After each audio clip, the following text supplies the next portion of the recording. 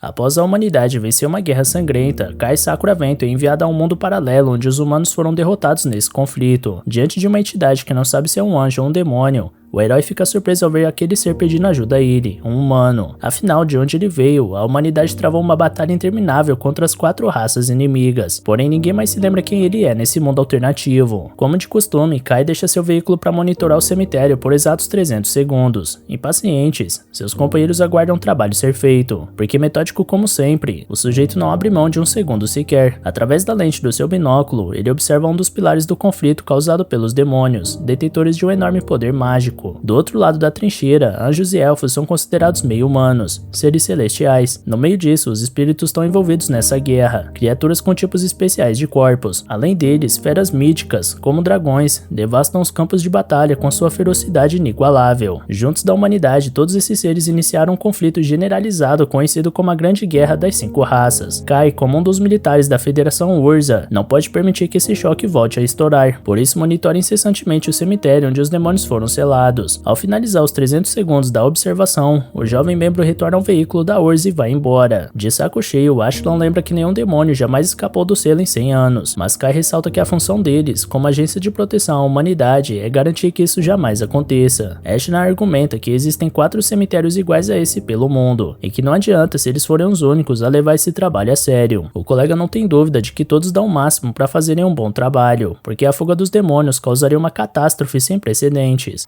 Que a mulher da equipe tenta acalmar um amigo, deixando claro que tudo tá em paz, porém ele não quer baixar a guarda por nenhum momento. Após a viagem, eles retornam a Vishal, na Federação Urza, onde fica a filial que contrata os 3 funcionários. Em uma das sessões de treino, ao lado de Ashnan já inconsciente, Kai usa um boneco de máquina do tipo Fera Mítica e é alertado pelo sistema, que é extremamente arriscado combater um oponente desse nível sendo um soldado de baixa patente. Sem dar ouvidos, o soldado ataca o tornozelo da Fera Mecânica. Quando o dragão ia engolir o garoto, Saki desliga o robô e finaliza o treino de combate. Preocupada, ela avisa que o cara vai acabar indo pro saco se continuar nesse ritmo insano, mas Kai acredita que precisa superar seus limites para fazer a prática valer a pena. Por essas e outras, a garota acredita que esse garoto teria entrado pra história se tivesse nascido na época da Grande Guerra das 5 Raças, assim como o profeta Cid. Kai fica honrado com o elogio, mas não se imagina a altura de tal feito. Por mais que a lenda seja louvada entre os humanos, a garota não consegue imaginar que apenas um homem tenha derrotado esses 4 heróis, a heroína dos demônios, Imperatriz das Trevas Vanessa, o Lorde Celestial Alfreya, a Soberana dos Espíritos Rikugen Kyoko, e o Senhor das Feras Míticas, o Rei das Presas Hath. Apesar da descrença da parceira, Kai afirma que Cid saiu vitorioso dessa guerra por conta da espada brilhante dada pelo deus profético, Arsla Solaka. Seja como for, ela lembra que não existem fotos ou vídeos do herói humano, ao contrário de todos os outros. Por isso mantém seu ceticismo quanto à existência de Cid. Dito isso, ela vai dar uma levantada no Ashran com aquela dedada seca na costela e pergunta pros rapazes o que eles vão querer fazer para comemorar a promoção da Gianni. Ashran diz que um buquê de flores está de bom tamanho, mas Saki diz que a mulher está sendo transferida para a matriz da capital real de Urzaki, com 17 anos, sendo a mais nova da história a ser selecionada. Por isso algumas flores capengas não vão soar muito bem para uma conquista desse nível. Por falar nela, Gianni manda uma mensagem chamando Kai para encontrar ela amanhã de manhã no Terminal 9, em frente à estátua do gato, mas pede para manter em segredo da Saki e do Ashran. Os dois amigos começam a implicar com o cara por conta desse segredinho amoroso, então ele pega a pilha e avisa que vai dar uma corrida. Um dia depois ele se encontra com Gianni, porque a garota vai ser transferida na semana que vem e não quer ficar sem ver o amigo antes. Aliás, ela achava que ele tava de folga, apesar do uniforme vestido dizer outra coisa. Ele explica que fez o treinamento matinal e veio direto, então ela responde que Kai é o único cara que não se intimida com a ideia de fazer compras com ela, mas é disso que ela gosta nele. A ideia de Gianni é comprar um presente pra Saki e Ashran antes de partir pra Ozark, já que os 3 com certeza estão pensando em fazer o mesmo e essa será a última vez em que eles vão se ver. Kai acha isso um exagero, porque a promovida voltaria depois de 2 anos de formação como cadete em Vishal, mas Gianni se recorda que durante esse tempo, Saki e Ashran já terão terminado o serviço militar e vão voltar pra vida de civil. Ela acredita que só Kai deve continuar na Urza até lá, e o garoto compartilha desse sentimento. Orgulhoso da amiga, ele garante que ela vai superar até o próprio pai na carreira, o chefe da matriz de Urza. Esse é o sonho de Gianni desde que ela era pequena, e tudo que ela tem buscado pra vida desde então. Dito isso, continuando o rolê, os dois param pra comer alguma coisa, enquanto a garota pensa no que vai levar pros amigos. Após decidir, ela agradece ao Kai pela companhia. Durante essa conversa, ela lembra de quando o garoto se perdeu no cemitério de demônios aos 10 anos, quando seu pai foi levar ele pra inspeção. Quando chegou em casa naquele dia, Kai disse que viu a espada do Cid. Ele se recorda bem desse dia em que caiu no vazio absoluto, cercado por aquelas criaturas medonhas, até que em sua queda livre, uma espada brilhante iluminava o caminho e atraía o toque do pequeno Kai Sakura. Apesar do trauma, Kai nunca contou essa história pra mais ninguém por achar que ninguém acreditaria nele. Seja como for, desde esse incidente, ele passou a enxergar de forma pessoal uma responsabilidade por garantir que aqueles demônios jamais saiam do cemitério. Por essa mentalidade, Gianni acredita que o jovem ainda estará na agência de proteção à humanidade daqui a 2 anos. Por falar nisso, ela questiona o que ele acha que será do futuro, para além desses 2 anos. Mas antes de responder, Kai vê o mundo à sua volta se esfalecendo aos poucos. Diante dessa distorção estática, alguma espécie de sistema anuncia que a reencarnação mundial foi ativada. Com isso, Kai Sakura Vento é carregado até um mundo alternativo onde os prédios da sua cidade, Vishal, tinham sido todos destruídos, e o ambiente sombrio de guerra havia sido instaurado. Acima disso tudo, um demônio gigantesco surge por trás dos prédios e ataca o humano com sua magia. Ao conseguir se livrar da morte e sem tempo de refletir sobre tudo, Kai corre na direção do seu rifle e dispara contra a nova magia do demônio com uma bala élfica modificada, cancelando o feitiço e surpreendendo o oponente. Irada, a criatura volta a investir contra o homem, exigindo uma grande habilidade de esquiva por parte do Kai, esse que consegue ultrapassar os obstáculos e atingir o inimigo com sua baioneta. A camada de pele dele era extremamente resistente, tornando a lâmina inútil, porém o soldado da Urza dispara mais uma vez contra o demônio, dessa vez com uma bala draconiana modificada que reproduz a baforada das feras míticas. Após causar uma tremenda explosão no corpo do alvo, Kai se orgulha de ter conseguido reproduzir os movimentos que treinou para derrotar um demônio. Indignada, outra entidade maligna surge sem acreditar que um humano derrotou alguém da sua espécie, e Kai repara que o ser consegue falar o idioma humano bem até demais. O demônio ressalta que a maneira mais fácil de dar ordens a um escravo é se comunicando na língua dele, e essa frase deixa Kai em choque, imaginando que ele certamente é a escória desse mundo. O demônio sente o cheiro de perigo no garoto e conjura uma magia para matar ele, até que Saki surge com o Jeep da Urza, joga uma granada luminária na entidade e salva seu amigo. Feito isso, Kai grita o nome da amiga. Saki não sabe o motivo desse desconhecido saber seu nome. Da mesma forma, Kai vai até Ashtan,